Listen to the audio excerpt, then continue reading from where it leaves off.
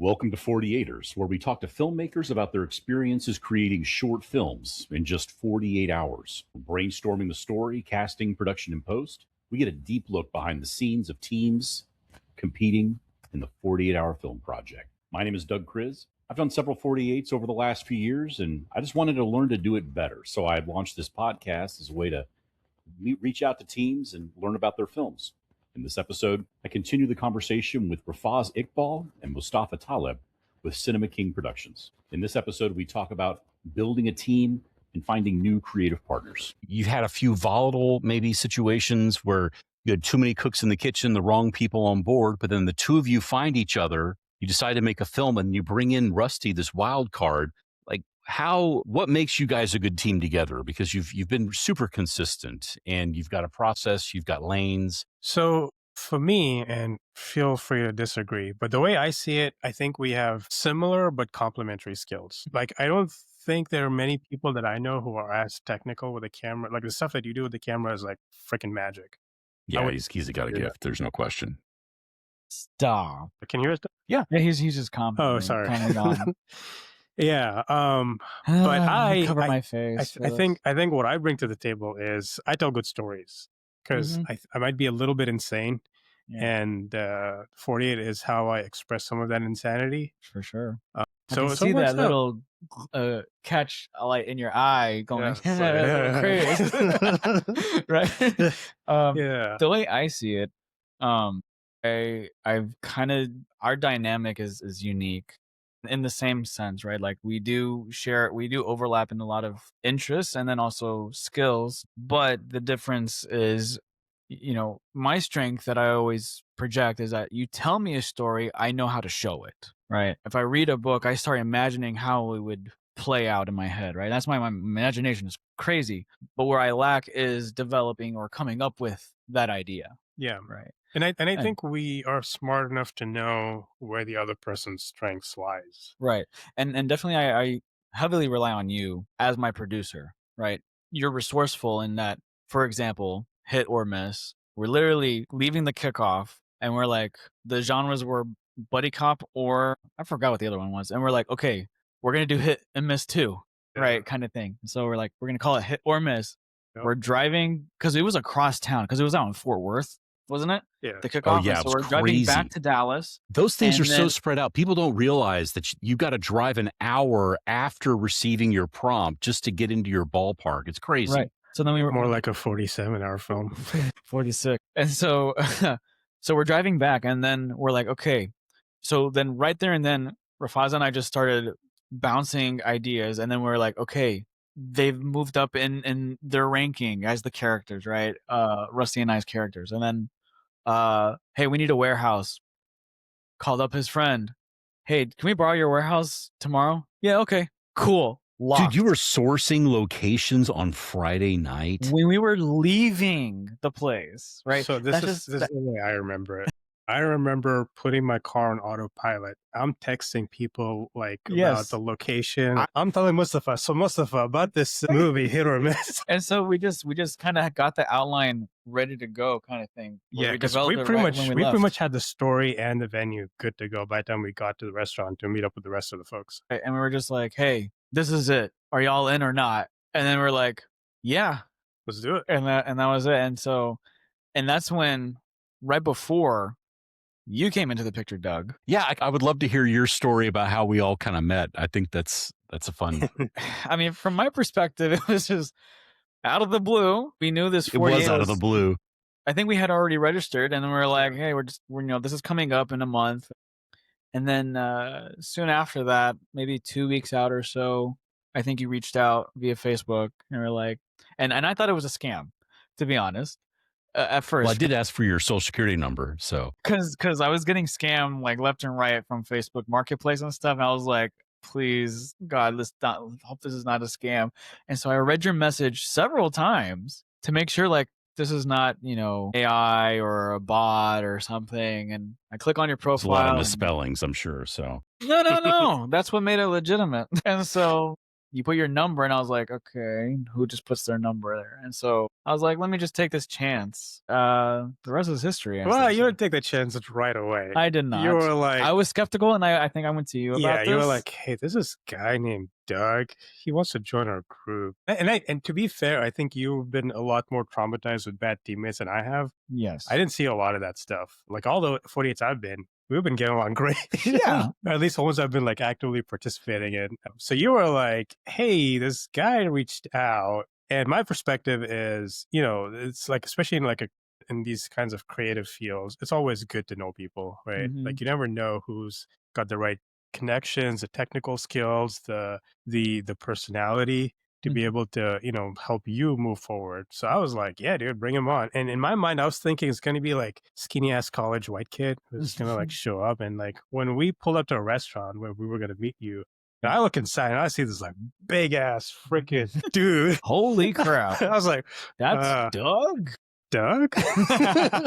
Doug. I remember I showed up late that night, right? And y'all had already met Yeah, at that point. yeah. Yeah. How was that meeting between you guys? I was just taken aback for a second. But like I Right. think to your credit, Doug, like if someone talks to you for like 2 minutes, they're like, okay, we can get along. Yeah, for sure. Hopefully we can just kind of, you know, we're all doing the same thing and we just get down to it. Yeah. Hopefully we can, honestly, just my perspective on this thing. So, and maybe we'll loop back around to this, but I didn't want to compete.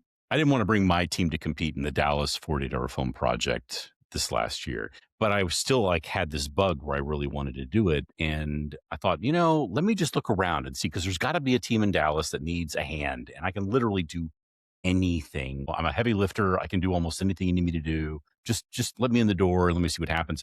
And I reached out to a couple, 3 teams, and I actually heard back from a couple of them. And there's this one guy in Fort Worth that I kind of want to reach out to as well. And I was like, hey, that sounds great. Maybe that'll be it. And then we finally connected, and I'm like, these guys are close. I mean, Mustafa's in McKinney. I live in McKinney. Like, there's no reason why we couldn't connect. And the reason I picked you guys was I looked at who was competing that year, and then I went back in previous years to see, you know, what did they do? And I remembered hit and miss. Actually, I brought my son to the winning ceremony of that, and I watched Rusty go nuts when he won. It was so fun. People really responded to that film. It just had a vibe to it. And then Time's Out the next year, which you guys haven't mentioned. It's bad again. timing. Had bad timings. There was a similar vibe and you were able to consistently deliver something and it didn't feel like an accident. I thought, hey, you know what? I think these guys have got something going on. They've got something figured out. And I would, you know, if there's somewhere I could sort of learn something, I'd love to hear what you guys are doing. That was just kind of, so I gave you a call. It was a total cold call. How did Yeah, how did you? I forgot it if I've asked you before, but how did you find me? Was Yeah, it through well, like just through random social media, or like you just cross reference and like you found my profile and like just, hey, let me just. I know where you message get coffee every Tuesday morning at 8:45. No, Well, joke's on you. I don't drink coffee.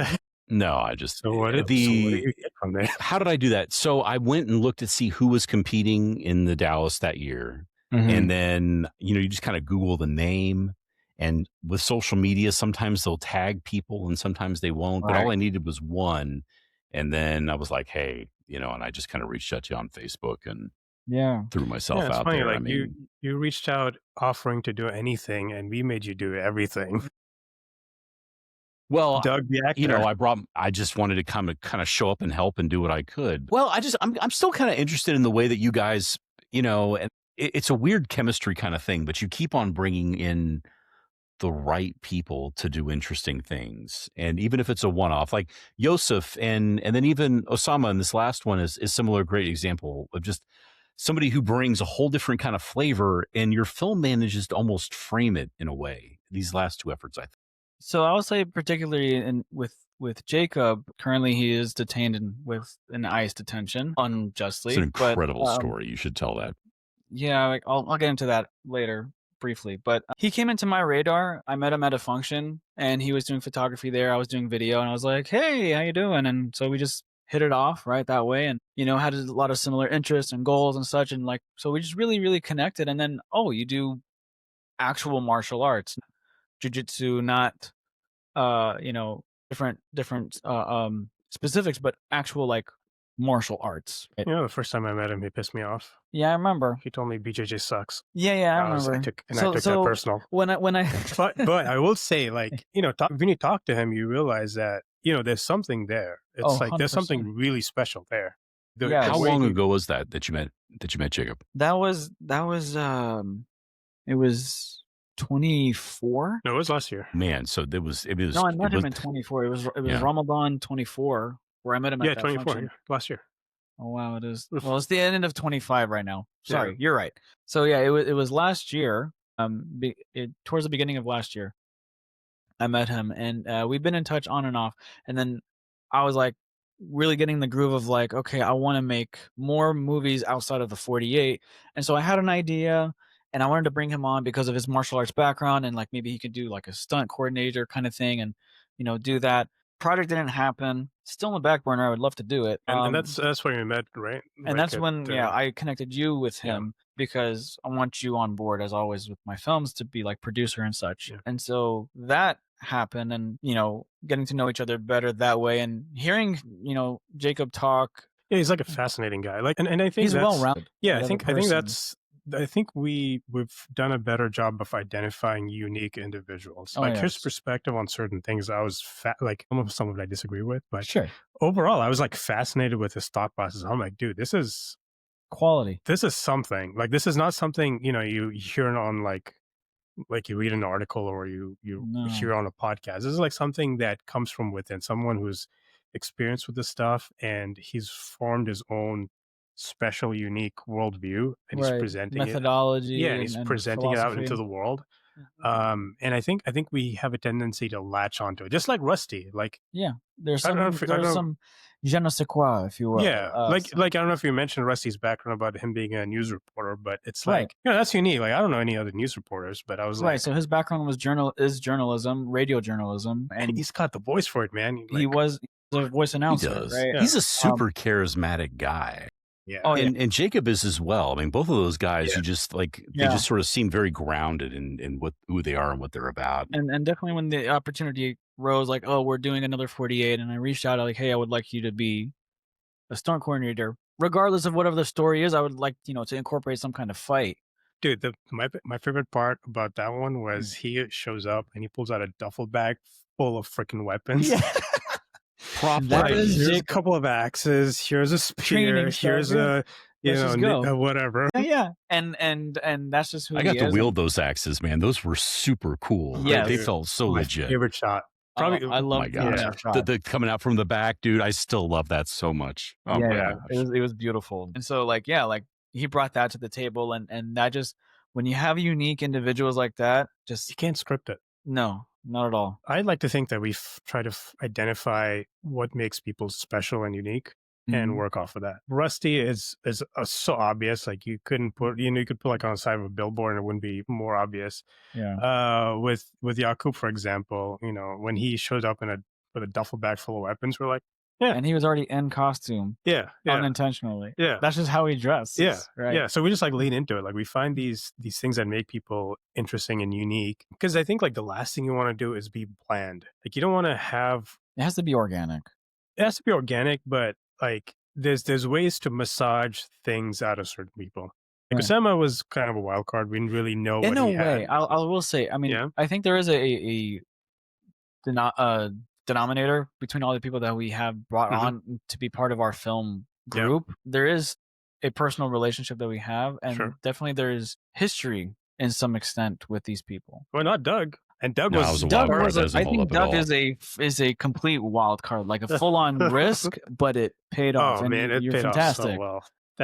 So rest in peace to that Christmas suit. but, I oh, know, it was fantastic. That was a good run. That was a good That run. was a great suit. Sweet Christmas. you But know, You know Like, what? I for figured I example- plagiarized that from Luke Cage is a Marvel character. no way. The color too. So I'm totally appropriating. It's bad. It's bad news. So, like, for example, I've known Osama actually a long time. I've known him since childhood, essentially, right? So, and then like we kind of but distanced let me ourselves and then stop came you right back. there. Let me stop you right there. That doesn't necessarily mean he'd do well in a 48. No, but he came back into my life literally just maybe a week or two before we did the 48 because I saw him at my son's school. That's His crazy. his sons or his kids go to the same school, and I was like, "Yo!" And I haven't seen him in a hot minute. Dude, he's been Right. texting me for like months to hang out. And I've No just way. been like, But "I'm like I know busy." him, I know his brothers and stuff. So like there's that element of like networking kind of community. So I already have the history with him and his family and stuff. And so we've already had that friendship. And even then recalling like, yeah, he was like putting sketches and stuff on YouTube as well with his Oh, cool. brothers and stuff. So they were always creative. He and, was like, already shooting he would- stuff. already, yeah, but like not like high quality or whatever, but like it was just something to put it out there, like just sketches. They were right? creating. That's cool. Yeah, Yeah. they were creating stuff, and he is a very good storyteller. His brother's a really good storyteller, and they would come up with these crazy ideas of like drama and stuff. And I've worked with a little bit, with them before, which creates that experience. Like okay, and then just naturally in life we just separated, right? We just went our own ways, and then somehow naturally we just found each other back, right? Yeah, I definitely want him in more movies. And then I was like, holy crap, I forgot he's in my index. He should be in my index of go-to people. Dude, we got to put him and Rusty in a room, just lock the door and just God. record. That would be That'd be crazy, great. right? That'd be Yeah. I mean, fantastic. you And- know and what? then- Yeah. Yeah, so like that's I think the element is like it's from our personal lives that we know that these people are unique and they've showcased and demonstrated like they have certain qualities, and that instead of finding out the day of doing these 48s like, oh, somebody wants to join, I mean, you are the risk. But others who wanted to like partner with us and collaborate, we didn't have the time to, feel them out and see if qualified to be part of our group in that way. Like would they fit with us, right, in that way? I think there's one element that I don't think either of us want to talk about, which I think is people, like we command a certain level of respect, 100%. which makes me super uncomfortable to say it. Yeah, but But, it's, like- it's natural. Like you Yeah. need to have respect for creative decisions, creative visions, and like, hey, I asked you to come join my group. I don't need you to take over. Yeah. Right. Right. Kind of that mutiny thing. Like you want to be part of this? Cool. If not, do your own thing. All right, cool. Yeah. And that's it. That's kind of what it is. Yeah, I want to say if I can. Yeah, real go quick, for it. Like I think because we know that individual brings a unique flavor, because of that personality trait, I think they're more inclined to do something exciting like the 48. And when I explain to somebody like who's new to the 48, I'd be like, hey, I think you'd be great in bringing this to the table. We're doing this project. We have 48 hours to shoot we have 48 hours to write, shoot, edit, and submit a movie. You in? And just leave it at that, because I think they, from their end, have this self-awareness that they are unique, and to be recognized of that uniqueness by somebody else kind of enables them to be like, hey, I feel like I'm being of value to somebody. Let me bring that to the table. So it's inviting that way, so that they You're like, hey, I want to validating them, right? contribute. Yeah, and in some sense, I think. That's kind of how I. Yeah, I have an opposite story. Yeah. Dude, I've been trying to recruit Mahmoud for years, To be literally for years. Wow. And then one day he's like, hey, when are we shooting the movie? I'm like, what the hell? I've been asking you for years. And then you asked him once and he's like, let's do it. I've known Mahmoud forever as a Same. childhood friend. And I And think Mahmoud, maybe just for context, Mahmoud is doing your sound for a lot of your films, right? Yeah. He's doing your yeah, soundtrack. recently, I've always known he's Dude, he done, did like 3 movies now. Yeah.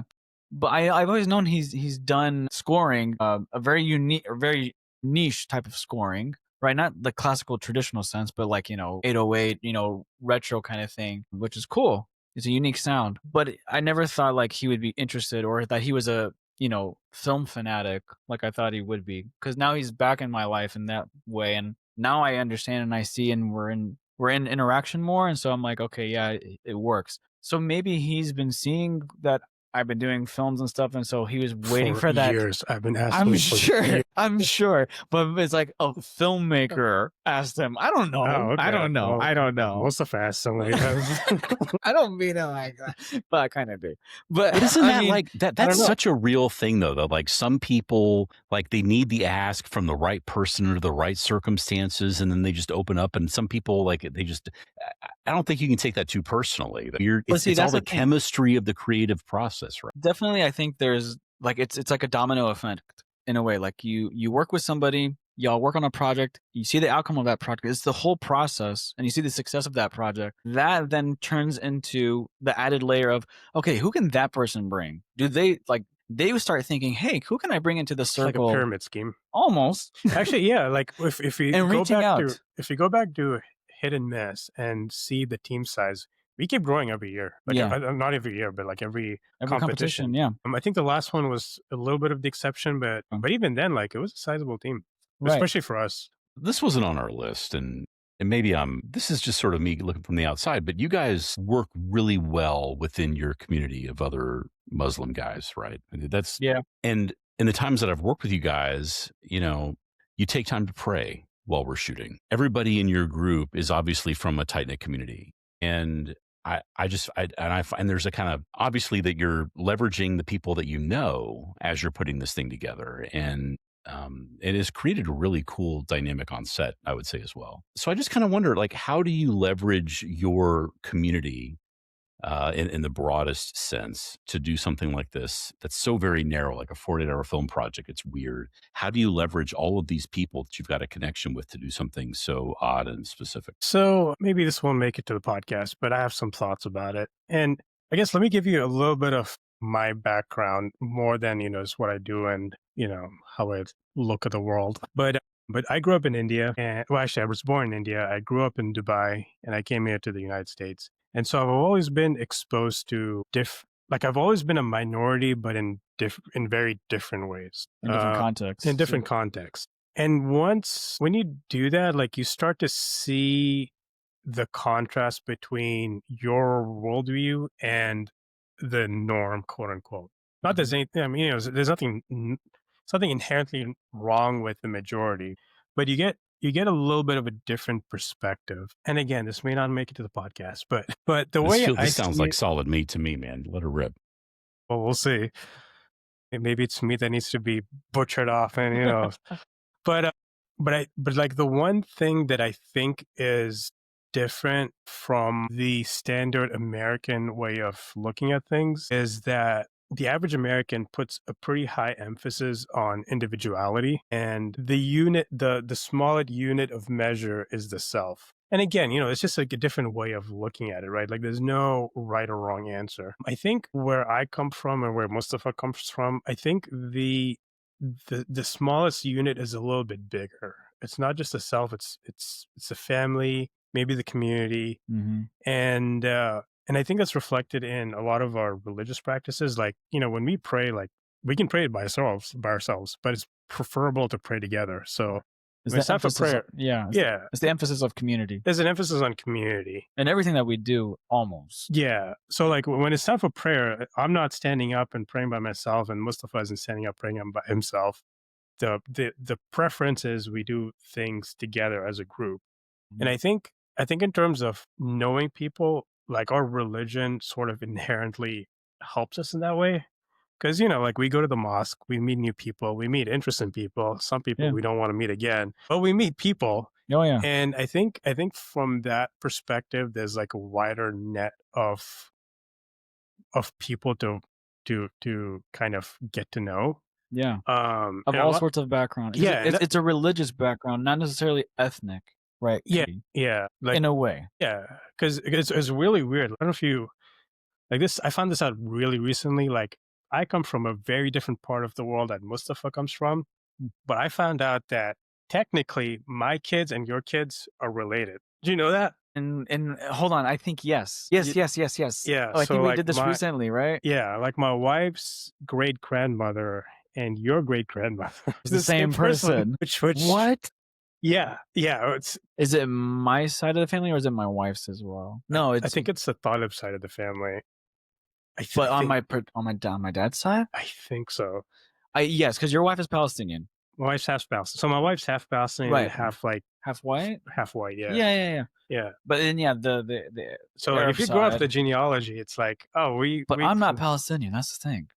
At all, we're not Palestinian, but I think there's Lebanese. Your wife has Lebanese. I mean, like there. Ultimately, it's all the same place. It's all the same region, just divided, right? Yeah. Go colonize. You guys are just keeping 23andMe in business, is what it sounds like. This is but yes. So yeah. But continue. my point is, like, I think like our religion has a built-in mechanism of not isolating yourself. At least, if you practice and if you like do the things you're supposed to be doing, like going for prayer, for example. Yeah. It's going to draw you together with other people. Yeah. Like I moved here, like, what was it, 2006? Yeah. And I think by 2000, probably like 10, I knew all the people that I know now. And that's, I think, when you and I had met. Probably, yeah. Yeah. I was definitely still met your brothers back then. Yeah, I was 2010. I just started university. I was in community college, so for 2 years, and then I jumped to there. So that's when our circle started. Yeah. Intertwining. Yeah. I always hung out with my brother's friends. I never really hung out with my age people, just naturally. I don't know why, but I think subconsciously, I always wanted to seek wisdom from older folks so that I can take lessons that they've experienced and apply that to my life, right? Just because of our built-in system of the network and community. So like, I just wanted to absorb that and be exposed to different perspectives, right? And make decisions on my own in that way. I'm gonna try to find a picture real quick, which it's relevant to what we're talking about. So to answer your question, Doug, for me, I'll just kind of echo what Rafaz was saying. Like, yes, the majority of people that we do bring in, is from the religious background, but we're all from different parts of the world, but we still have the same faith, and that brings us all together. It's really hard for me to read. It's like a gravestone. That's basically great grandfather. Father, I see the word father. There you go. So my wife went overseas because her grandma passed away like a couple. Actually, no, her granddad passed away a couple years ago. Yeah, and then so she went and visited her great grandmother. Well, and this is the gravestone, and it was here's the same thought. It's the same name. It's possible that it may be a different family. So I verified this. Apparently, according to my wife's dad, it's just the same. The same family tree. Yeah, same family tree. Small world. Small world. I didn't know this till Definitely like really recently, by the way. Right. So like he's from India. I'm from Lebanon, Syria, but we're related. Our kids are related. Our kids are related, I should say. Join 48ers next week as we conclude our conversation with Mostafa and Rafaz. If you'd like to be a guest on 48ers, visit www.thelogosmedia.com/48ers.